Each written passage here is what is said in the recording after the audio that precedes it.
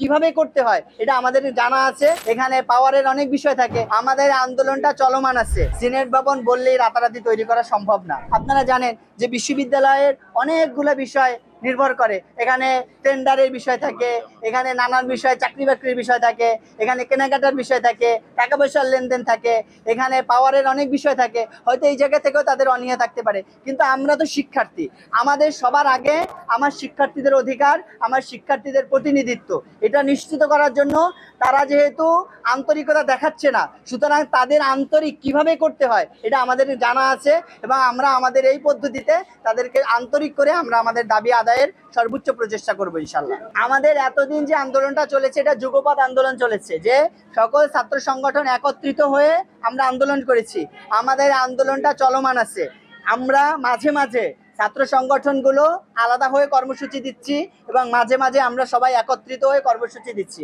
আমাদের আলাদা কর্মসূচিগুলো, আমাদের যেহেতু আমরা একটা আলাদা সংগঠন, আমাদের একটা আলাদা পলিটিক্যাল আইডেন্টিটি আছে, এই জায়গা থেকে আমরা আমাদের আলাদা কর্মসূচি আমরা জারি রাখবো এবং সম্মতিক্রমে এবং শিক্ষার্থীদের সর্বজোটের ভিত্তিতে যে আন্দোলন সংগ্রামগুলো হবে, এখানে বাংলাদেশ ইসলামী ছাত্র শিবির সার্বিকভাবে অংশগ্রহণ করবে এবং আগের মতো সর্বাত্মক সহযোগিতা করবে ইনশাল্লাহ। আমরা বাংলাদেশ ইসলামী ছাত্র শিবির জগন্নাথ বিশ্ববিদ্যালয় শাখা আমরা কখনো কোনো অনিয়মের সাথে জড়াইনি।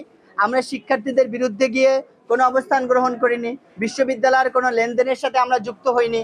আমরা শিক্ষার্থী বান্ধব কর্মসূচি সবসময় গ্রহণ করার চেষ্টা করতেছি এবং আমরা মনে করি শিক্ষার্থীদের দাবি আদায়ের সংগ্রামে আমরা যে কাজ করেছি বা করে যাচ্ছি, শিক্ষার্থীরা আমাদেরকে ভালোবেসে আমাদের উপর আস্থা রাখবেন বলে আমরা প্রত্যাশা করি ইনশাআল্লাহ। বিষয়টা হলো কারচুপির অভিযোগ যেটা সেটা কি আসলে প্রমাণিত হয়েছে কিনা? হয়নি তো। অভিযোগ একজনই করতেই পারে। এখন একজন যখন যে দেখবে যে আমি হেরে যাচ্ছি, তখন সে কি করবে? সে অভিযোগ করবে, এটাই স্বাভাবিক।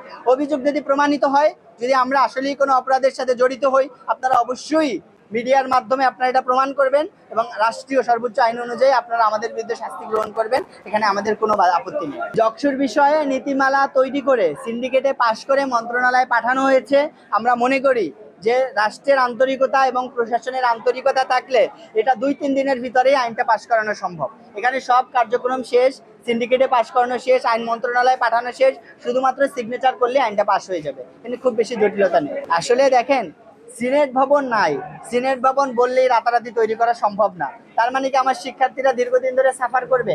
আমাদের যা আছে, যতটুকু আছে, এতটুকু নিয়ে আমরা ছাত্র সংসদ দান করাতে চাই এবং এই ছাত্র সংসদের মাধ্যমে কাজ করে ভবিষ্যৎ ছাত্র সংসদের পথ সুগম হবে এবং আমরা প্রত্যাশা করি এই ছাত্র সংসদের কাজের মাধ্যমে ভবিষ্যতে শিক্ষার্থীদের যে কমন প্ল্যাটফর্ম, এটা তৈরি হবে ইনশাল্লাহ।